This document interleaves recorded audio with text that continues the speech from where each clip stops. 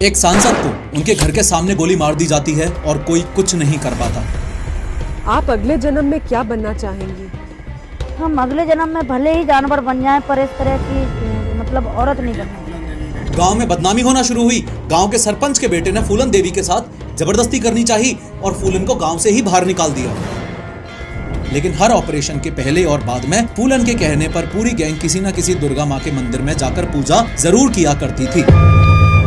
विक्रम ने ही फूलन से कहा था कि अगर मारना ही है तो 20 को मारना, एक को मारेगी तो लोग तुझे हत्यारन कहेंगे और फांसी पर चढ़ा देंगे। खैर, बाबू गुज्जर की नजर भी फूलन पर थी और उसने अगले 72 घंटों तक फूलन को फिजिकली अब्यूज किया। लेकिन तीसरे दिन शाम को स्टोरी में एक अनएक्सपेक्टेड ट्विस्ट आया। आज से लगभग 24 साल पहले 25 जुलाई 2001 को दिल्ली में एक ऐसा हादसा हुआ जिस पर एक पल के लिए तो विश्वास ही नहीं होता। उस दिन दहाड़े इंडियन पार्लियामेंट से सिर्फ 10 मिनट की दूरी पर एक सांसद को उनके घर के सामने गोली मार दी जाती है और कोई कुछ नहीं कर पाता। चंबल की जानी मानी डकैत फूलन देवी की हत्या के दिन एग्जैक्टली क्या हुआ था, ये समझने के लिए आपको सबसे पहले लोकेशंस को अच्छे से समझना पड़ेगा। देखो, ये है ओल्ड पार्लियामेंट बिल्डिंग। इस बिल्डिंग के ठीक सामने है ये संसद चौक और संसद चौक से आगे चलते हैं तो यहाँ पड़ती है ये पटेल चौक। पटेल चौक से लेफ्ट लेंगे तो यहाँ पर है ये अशोका रोड और इसी अशोका रोड पर 44 नंबर मकान ही था फूलन देवी का। अब वापस पार्लियामेंट बिल्डिंग पर आ जाओ। आज दिन है 25 जुलाई 2001 का और पार्लियामेंट में लंच ब्रेक हो चुका था। 1:20 पर ये गाड़ी जो पार्लियामेंट से बाहर निकल रही है, इसमें बैठे हुए हैं 4 लोग। पीछे वाली सीट पर बैठी हुई है फूलन देवी और उनका personal security guard Balvinder Singh. आगे वाली सीट पर मौजूद हैं रघुराज सिंह शाक्या और उनका ड्राइवर जो इस वक्त फूलन देवी को उनके घर तक लिफ्ट दे रहे हैं। गाड़ी आगे बढ़ते हुए पटेल चौक पहुंचती है, फिर वहां से अशोका रोड जाती है और 44 अशोका रोड के सामने यानी कि फूलन देवी के इस घर के सामने फूलन देवी और उनके पर्सनल सिक्योरिटी गार्ड को ड्रॉप करके सांसद RS शाक्या और उनके ड्राइवर चले जाते हैं। जब फूलन देवी को उनके घर के सामने ड्रॉप किया गया, उसी वक्त यहाँ दूसरी तरफ एक ग्रीन मारुति 800 खड़ी थी जिसमें मंकी कैप लगाए 3 शूटर्स मौजूद थे। फूलन देवी और उनका पर्सनल सिक्योरिटी गार्ड जैसे ही अपने घर के अंदर जाने लगे, वैसे ही इन तीनों शूटर्स ने फूलन देवी का पीछा किया और पास जाकर फायरिंग शुरू कर दी। सिक्योरिटी गार्ड बलविंदर सिंह को पेट में एक गोली लगी और वो यहीं पर गिर गए। इस फायरिंग के दौरान फूलन देवी को टोटल 5 गोलियां मारी गईं, जिसमें से एक गोली पॉइंट ब्लैंक रेंज से सीधा उनके माथे के बीचों बीच मारी गई। गोलियों की आवाज सुनते ही फूलन देवी के पति उम्मेद सिंह बाहर आए। उन्होंने देखा कि खून से लथपथ फूलन देवी और बॉडीगार्ड जमीन पर गिरे हुए हैं और मंकी कैप पहने हुए तीनों शूटर्स अपनी ग्रीन मारुति 800 में बैठकर शूटिंग साइट से भाग रहे हैं। उम्मेद सिंह ने तुरंत एम्बुलेंस को कॉल किया और काफी देर इंतजार भी किया, लेकिन एम्बुलेंस आई ही नहीं। इसलिए फिर उम्मेद सिंह ने फूलन देवी और बलविंदर सिंह को अपनी पर्सनल कार में बिठाया और श्री राम मनोहर लोहिया हॉस्पिटल में लेके चले गए। ड्रोन शॉट की मदद से समझो कि ये है ओल्ड पार्लियामेंट बिल्डिंग, ये है पटेल चौक, ये है फूलन देवी का घर और शूटिंग साइट और ये रहा राम मनोहर लोहिया हॉस्पिटल। यहाँ देख के आपको साफ साफ पता चल रहा है कि राम मनोहर लोहिया हॉस्पिटल ज्यादा दूर है ही नहीं। बट स्टिल जब फूलन देवी को हॉस्पिटल ले जाया गया तब डॉक्टर्स ने उन्हें ब्रॉड डेड डिक्लेयर कर दिया और कुछ इस तरीके से बैंडिट क्वीन या यूं कह लो कि चंबल की जानी मानी डकैत ने अपनी देह का त्याग किया। आज की इस 3D एनिमेटेड वीडियो में हम स्टेप बाय स्टेप समझेंगे कि फूलन देवी से आखिर किस बात का बदला लिया जा रहा था जो उन्हें उनके घर के सामने ही 5 गोलियां मार दी गईं। मंकी कैप लगाए हुए ये तीनों शूटर्स कौन थे, इन्हें किसने भेजा था और इस पूरे फूलन देवी हत्याकांड की एग्जैक्ट प्लानिंग कैसे की गई थी। लेकिन हर बार की तरह शुरू से शुरू करते हैं। बात 1963 की है। उत्तर प्रदेश के जालौन के एक छोटे से गांव गोरहा का पूर्वा में जन्म होता है फूलन देवी का। फूलन देवी मल्ला कम्युनिटी की थी जिसे उस जमाने में लोअर कास्ट माना जाता था। बहुत छोटी सी उम्र में ही फूलन अपने हक के लिए लोगों से भिड़ जाती थी। अब चूंकि फूलन कोई बहुत अमीर परिवार में पैदा नहीं हुई थी तो फूलन के चाचा ने उनकी जमीन हड़पनी चाही तो सिर्फ 10 साल की फूलन अकेले ही उनके अगेंस्ट खड़ी हो गई। हुआ कुछ ऐसा कि एक दिन फूलन की माँ ने उसे बताया कि उसका चाचा और उनका बेटा मैयादीन ने फर्जी कागज बनवाकर उनकी जमीन छीन ली है। तो फूलन सीधा उस खेत में जाकर बैठ गई और हटने से मना कर दिया। मैयादीन जो उस वक्त 20 साल के आसपास का था वो फूलन को भगाने आया, लेकिन फूलन वहां से उठने का नाम ही नहीं ले रही थी। गुस्से में आकर मैयादीन ने फूलन के सिर पर ईंट मार दी। घर वालों को लगा कि कहीं फूलन कोई और लड़ाई ना कर ले, इसलिए उन्होंने सिर्फ 11 साल की उम्र में ही फूलन की शादी करवा दी। इनफैक्ट फूलन की शादी एक ऐसे आदमी से की गई जो उससे उम्र में 3 गुना बड़ा था और एक विडोअर भी था। नाम था पुत्तीलाल। सिर्फ 100 रुपए, एक गाय और एक साइकिल के बदले में उस छोटी सी फूलन को उस अधेड़ उम्र के आदमी के साथ भेज दिया गया। शादी शादी के बाद पुत्तीलाल उसके साथ जबरदस्ती करता, उसे पीटता था और हर दिन उसकी जिंदगी को और भी नरक बना देता था। ये सब सहना फूलन के बस के बाहर होता जा रहा था। अपने 12वें बर्थडे के बाद एक दिन फूलन ने सब कुछ छोड़ने का फैसला लिया। वो वहाँ से पैदल ही निकल गई और अपने मायके लौट आई। फूलन के घर वालों के लिए ये एक धब्बा सा था और फूलन की माँ ने तो ये तक कह दिया, मर जाओ या तो कुएं में कूद जाओ या यमुना में डूब जाओ। अब घर वाले ही इस तरह के कमेंट्स कर रहे हैं तो सोचो सोसाइटी ने क्या कुछ नहीं बोला होगा। अगर आज के टाइम भी कोई महिला अपने पति को छोड़ के वापस आ जाती है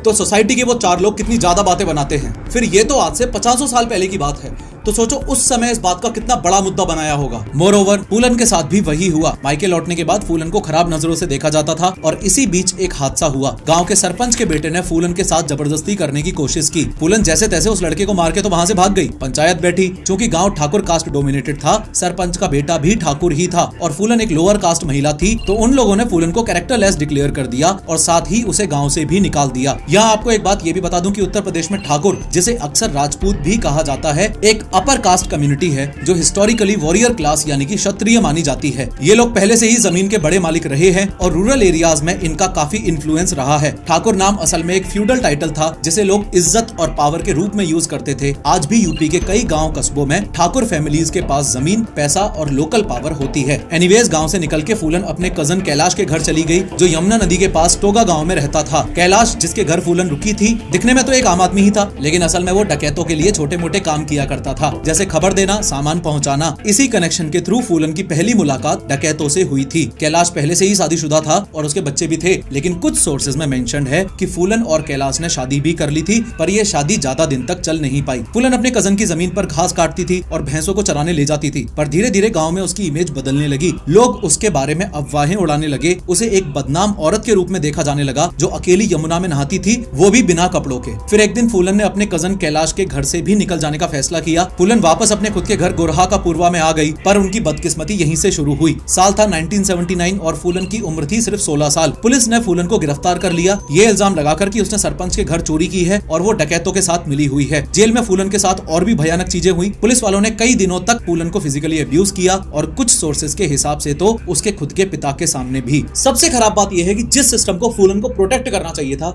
उसी सिस्टम ने फूलन के साथ गलत किया। ये बात भी फैक्ट है कि सिस्टम को बदलने का एक ही तरीका होता है, अंदर से उसका हिस्सा बनना। आज हजारों लोग गवर्नमेंट एग्जाम्स की तैयारी इसलिए करते हैं ताकि वो सिस्टम में चेंज लाकर उसे एक बेस्ट वर्जन बना सकें। और अगर आप भी इसी मिशन पे हो तो एक ऐप आपका साथ दे सकता है, टेस्ट बुक। टेस्ट बुक पर आपको मिलते हैं structured mock test, previous year papers, current affairs और डिटेल्ड स्टडी नोट्स, जिससे आपके सिलेक्शन के चांसेस काफी ज्यादा बढ़ जाते हैं। इसलिए आज 6.5 करोड़ से ज्यादा स्टूडेंट्स ऑलरेडी टेस्ट बुक से जुड़ चुके हैं। अब क्यों इतने स्टूडेंट्स एक ही प्लेटफॉर्म को प्रीफर कर रहे हैं, इसका भी रीजन बताता हूँ। अभी गवर्नमेंट सेक्टर में one of the biggest exam मानी जाती है एसएससी सीजीएल। एसएससी सीजीएल जैसे टफ एग्जाम में एयर 2 आशीष तिवारी, एयर 4 देवेश बैरागी और एयर 6, 8, 9, 10 सब टेस्ट बुक के स्टूडेंट्स ही रहे हैं। रिसेंटली एसएससी सीएचएसएल का रिजल्ट आया था जिसमें एयर 1 रोहित भी टेस्ट बुक के ही स्टूडेंट थे। अगर आप भी चाहते हो कि सिस्टम में जाकर असली बदलाव ला सको तो टेस्ट बुक आपका स्ट्रॉन्ग पार्टनर बन सकता है, प्लस टेस्ट एनालिसिस और स्टडी नोट्स में हेल्प कर सकता है।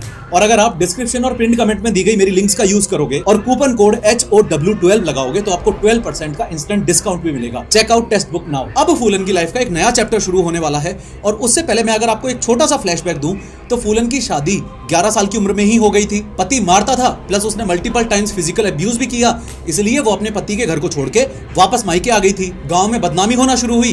गांव के सरपंच के बेटे ने फूलन देवी के साथ जबरदस्ती करनी चाहिए और फूलन को गांव से ही बाहर निकाल दिया। वो अपने एक कजन कैलाश के घर जाके रहने लग गई, उससे भी शादी की, लेकिन फिर वापस अपने घर आ गई। पुलिस ने झूठे इल्जाम में उसको अरेस्ट कर लिया और मल्टीपल टाइम्स फिजिकल अब्यूज भी किया। इतनी कम उम्र में ही फूलन देवी काफी कुछ सहन कर चुकी थी। एक रात जब फूलन अपने गांव गोरहा का पूर्वा में सो रही थी, तब अचानक एक डकैत की गैंग ने गांव पर अटैक कर दिया। ध्यान से एक बार इस गैंग को देखो। ये जो बंदा यहाँ आपको दिखाई दे रहा है, ये है इनका लीडर बाबू गुज्जर, और ये जो बाबू गुज्जर के साइड में खड़ा है, ये है विक्रम मल्ला, जो इस गैंग का सेकंड इन कमांड है। इनको थोड़ा ध्यान से देख लो, ये लोग आगे बहुत इंपॉर्टेंट रोल प्ले करने वाले हैं। अब यहाँ 3 अलग अलग केस सिनेरियोज हैं और अलग अलग मल्टीपल डिफरेंट सोर्सेज अलग अलग बात बोलते हैं कि उस रात एग्जैक्टली क्या हुआ था, लेकिन ये बात आज तक किसी को ठीक से नहीं पता और फूलन देवी ने भी इस बात पर कोई क्लैरिफिकेशन नहीं दिया है। कुछ सोर्सेज कहते हैं कि फूलन देवी को जबरदस्ती उठाकर ले जाया गया, कुछ सोर्सेज कहते हैं कि अपने छोटे भाई की जान बचाने के लिए उसने अपने आप को डाकुओं के हवाले कर दिया, और कुछ कहते हैं कि फूलन खुद अपनी पुरानी जिंदगी से थक चुकी थी और अपनी मर्जी से ही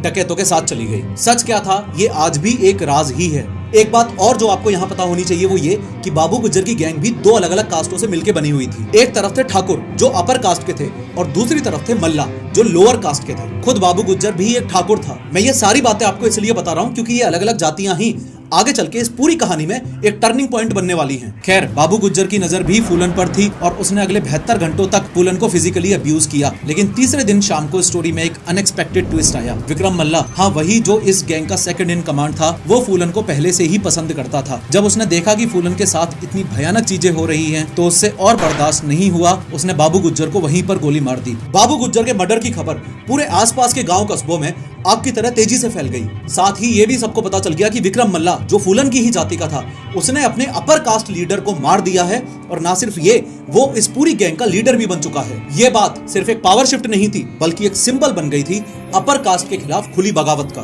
फूलन अब विक्रम मल्ला के साथ रहने लगी थी। आखिर मल्ला ने ही तो बाबू गुज्जर से उसकी जान बचाई थी। धीरे धीरे फूलन को विक्रम से प्यार भी हो गया और दोनों का रिश्ता चंबल के गांव कस्बों में मशहूर हो गया। इनफैक्ट फूलन ने तो एक रबर स्टैंप भी बनवा लिया था जिसमें लिखा था, दस्यु सुंदरी दस्यु सम्राट विक्रम की प्रेमिका, यानी कि डाकू सुंदरी डाकू सम्राट विक्रम की प्रेमिका। विक्रम ने फूलन को सब कुछ सिखाया, बंदूक चलाना, जिंदा रहने के तरीके और जंगल के सारे रूल्स। उसने फूलन देवी के लंबे बाल कटवा दिए और उसके लिए एक ट्रांजिस्टर रेडियो और एक कैसेट रिकॉर्डर भी खरीदा, क्योंकि फूलन को गाने सुनने का बहुत शौक था। विक्रम ने ही उसे पहली बार बंदूक दी और फूलन कुछ ही दिनों में जबरदस्त शूटर भी बन गई। विक्रम ने ही फूलन से कहा था कि अगर मारना ही है तो 20 को मारना, एक को मारेगी तो लोग तुझे हत्यारन कहेंगे और फांसी पर चढ़ा देंगे, लेकिन अगर 20 को मारेगी तो नाम होगा और कहानी बनेगी। ये पूरी बात फूलन के दिमाग में प्रिंट हो गई।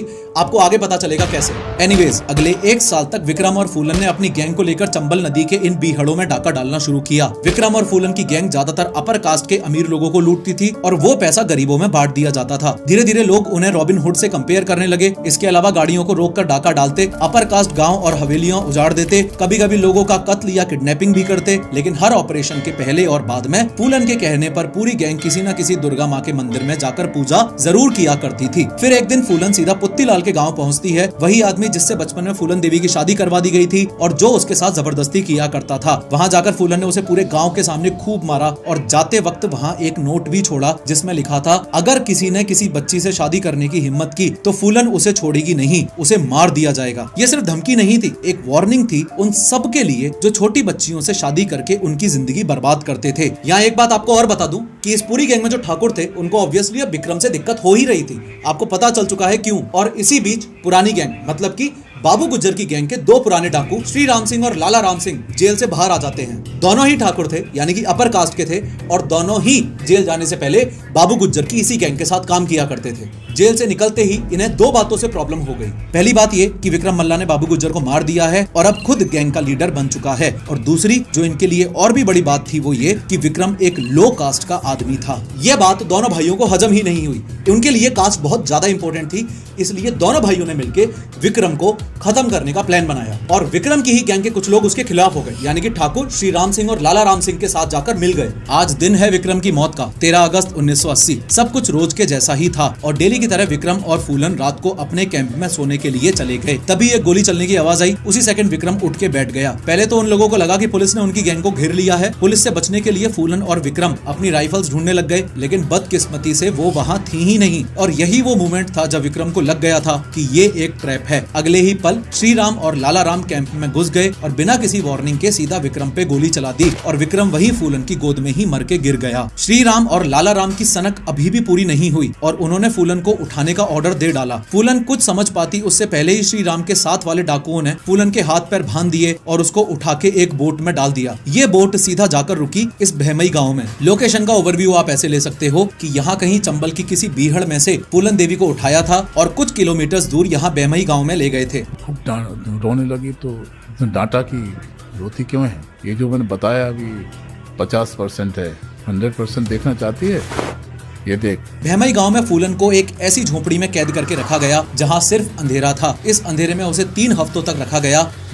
से ब्लाउज खोला, दिखाया, छाती में गड्ढे हुए थे जो मांस नोचा था ठाकुरों ने और रेप करते हुए, लिटरली ऐसे मांस नोचा। हर रात इस झोपड़ी में कुछ ठाकुर लोग आते थे और 23वें दिन पर तो श्री राम और लाला राम ने सारी हदें पार कर दी, फूलन को जमीन पर घसीट के बाहर निकाला। आगे बढ़ने से पहले एक बार ध्यान से देख लो, भैमई गाँव में फूलन को इस वाली झोपड़ी में रखा हुआ है और गाँव के बीचों बीच है ये कुआं। श्री राम ने फूलन को इस कुएं से पानी लाने को बोला। पहले तो फूलन ने मना कर दिया, लेकिन उस स्थिति में उसके पास और कोई ऑप्शन भी तो नहीं था। फूलन ने मटका हाथ में लिया और आगे बढ़ी। तभी श्री राम ने फूलन का वो ब्लैंकेट खींच लिया जिससे फूलन ने अपनी बॉडी को ढक रखा था। फूलन के शरीर पर उस समय सिर्फ वो ब्लैंकेट ही था। भैमई के आदमी फूलन को देखने के लिए इकट्ठे हो गए। उन्होंने हूटिंग करना शुरू किया, घटिया कमेंट्स पास किए, उसे देख के हंसे और उस पर थूकना भी शुरू कर दिया। आई होप आप समझ पा रहे हो कि फूलन उस समय किस सिचुएशन से गुजर रही होगी। उसी शाम झोपड़ी से कुछ ही दूरी पर फूलन की गैंग का एक बंदा, ये संतोष पंडित, श्री राम और लाला राम के बीहड़ जाने का इंतजार कर रहा है। उन लोगों के निकलते ही संतोष पंडित चुपचाप इस झोपड़ी में घुसा और एक बैलगाड़ी के पीछे फूलन को बिठा के वहाँ से ले गया। संतोष पंडित फूलन को विक्रम मल्ला के एक पुराने साथी मान सिंह के पास ले गया। कुछ सोर्सेस कहते हैं कि फूलन को वहाँ से भगाने वाला असल में मान सिंह ही था, लेकिन इस बात की कंफर्म डिटेल नहीं मिली है। शुरू में फूलन ने एक मुस्लिम डकैत बाबा मुस्तकीन की गैंग ज्वाइन की, लेकिन फूलन को सिर्फ डकैत नहीं बनना था, बल्कि उसे तो बदला लेना था और बदले के लिए उसके पास अपनी खुद की गैंग होनी जरूरी थी। आखिरकार मान सिंह के सपोर्ट से फूलन ने फिर से अपनी एक नई गैंग तैयार कर ली। 7 महीने तक अपनी सारी ताकत इकट्ठी करके फूलन के सामने वो दिन आ ही गया जब वो अपने साथ हुए उन 3 हफ्तों के जुर्म का बदला ले सकती थी। बात है साल 1981 की और दिन है वैलेंटाइंस डे का। एक बार इस गाँव को फिर से देख लो, ये है भैमई गाँव और यही है वो कुआं। दिन के करीब 12 बजे फूलन की गैंग पूरे गाँव को चारों तरफ से घेर लेती है। चारों तरफ अफरा तफरी मच गई और सारे लोग अपने घरों में जाकर छुप गए। आज ये लोग यहाँ इसलिए आए हैं क्योंकि इन्हें इन्फॉर्मेशन मिली थी कि श्री राम और लाला राम अपनी गैंग के साथ भैमई गांव में शादी अटेंड करने आए हैं। ध्यान से देखो तो फूलन उसी कुएं के प्लेटफॉर्म पर खड़ी है, पुलिस की ड्रेस पहने और सर पर ये लाल कफन बांध के आई है। सबसे पहले उसने मेगाफोन पर चिल्ला के एब्यूजिव लैंग्वेज में गाँव वालों को श्री राम और लाला राम को उसके हवाले करने के लिए बोला। फूलन ने ऑर्डर दिया कि गाँव में जितने भी आदमी हैं सबको बाहर लेकर आओ, लेकिन महिलाओं और बच्चों को कोई कुछ नहीं करेगा। फूलन की गैंग यहाँ 3 पार्ट्स में डिवाइड हो गई। पहली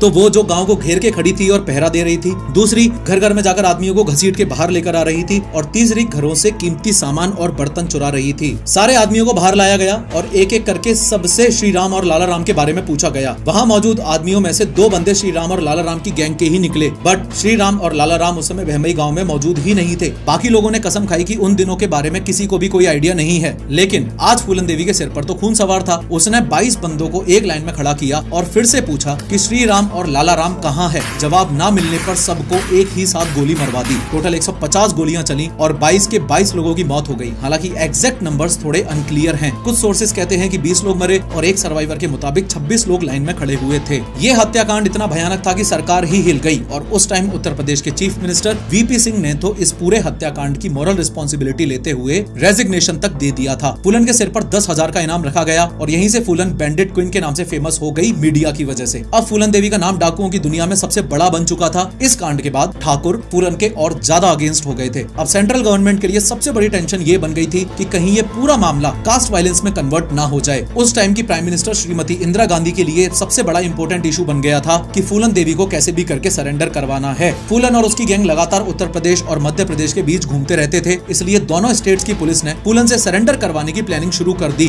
दोनों राज्यों की सरकारें चाहती थी कि बिना किसी खून खराबे के फूलन को शांति से सरेंडर के लिए तैयार किया जाए। उस समय मध्य प्रदेश के चीफ मिनिस्टर अर्जुन सिंह ने फूलन देवी के सरेंडर का जिम्मा भिंड डिस्ट्रिक्ट में posted IPS officer Rajendra Chaturvedi को दिया। राजेंद्र चतुर्वेदी ने अपने पर्सनल कॉन्टेक्ट्स का इस्तेमाल करके सबसे पहले फूलन की मां और उसकी बहन को कांटेक्ट किया। फिर साल 1982 5 दिसंबर की रात को राजेंद्र चतुर्वेदी की मुलाकात एक डाकू से हुई जो कि फूलन देवी की गैंग का ही मेंबर था। वो डाकू राजेंद्र चतुर्वेदी को फूलन देवी से मिलवाने के लिए रेडी हो गया। चंबल नदी के किनारे राजेंद्र चतुर्वेदी की मुलाकात मान सिंह से हुई जो कि फूलन देवी का राइट हैंड था। बहुत समझाने के बाद मान सिंह सरेंडर वाली बात करने के लिए राजेंद्र चतुर्वेदी को फूलन देवी के पास ले गया। कैंप में पहुंचने के बाद फूलन देवी ने राजेंद्र चतुर्वेदी के पैर छुए, उनके पैरों पर 501 रुपए भी रखे, एक तरह से रिस्पेक्ट पे करने के लिए। लेकिन जैसे ही राजेंद्र चतुर्वेदी ने सरेंडर की बात छेड़ी, फूलन गुस्से में आ गई। वो कहती हैं, आपके कहने से मैं सरेंडर कर दूंगी क्या? मैं फूलन देवी हूँ, चाहूँ तो इसी वक्त आपको गोली मार सकती हूँ। मान सिंह बीच बचाव करता है और सिचुएशन को शांत करता है। बाद में फूलन थोड़ा नॉर्मल होती है और खुद राजेंद्र चतुर्वेदी के लिए खाना तक बनाती है। फिर फूलन एक इम्पोर्टेंट सवाल पूछती है कि क्या गारंटी है कि सरेंडर करते ही पुलिस मुझे गोली नहीं मार देगी? राजेंद्र चतुर्वेदी उसे भरोसा दिलाते हैं कि ये पूरा प्रोसेस मध्य प्रदेश के चीफ मिनिस्टर अर्जुन सिंह के अप्रूवल के साथ हो रहा है और इस बात को प्रूव करने के लिए वो ये तक कहते हैं कि अगर चाहो तो तुम्हारे किसी गैंग मेंबर को सीएम से मिलवा दिया जाएगा। फाइनली फूलन मान जाती है, लेकिन तभी उत्तर प्रदेश पुलिस और मध्य प्रदेश पुलिस के बीच फूलन की गिरफ्तारी को लेकर दिक्कतें शुरू हो जाती हैं। भैमई हत्याकांड की वजह से फूलन को लग रहा था कि अगर वो उत्तर प्रदेश गई तो उनकी हत्या हो जाएगी, तो इसके लिए फूलन कुछ डिमांड्स रखती हैं। डिमांड नंबर 1, वो मध्य प्रदेश में सरेंडर करेंगी। डिमांड नंबर 2, उनकी गाय और बकरी को भी उत्तर प्रदेश से मध्य प्रदेश लाया जाए। डिमांड नंबर 3, उनको A ग्रेड जेल में रखा जाए। डिमांड नंबर 4, उनके भाई को सरकारी नौकरी दी जाए। डिमांड नंबर 5, परिवार को जमीन दी जाए। डिमांड नंबर 6, उन्हें या उनके गैंग के किसी भी मेंबर को फांसी की सजा ना दी जाए। इन डिमांड्स के चलते दोनों स्टेट्स की पुलिस के बीच टेंशन इतनी ज्यादा बढ़ गई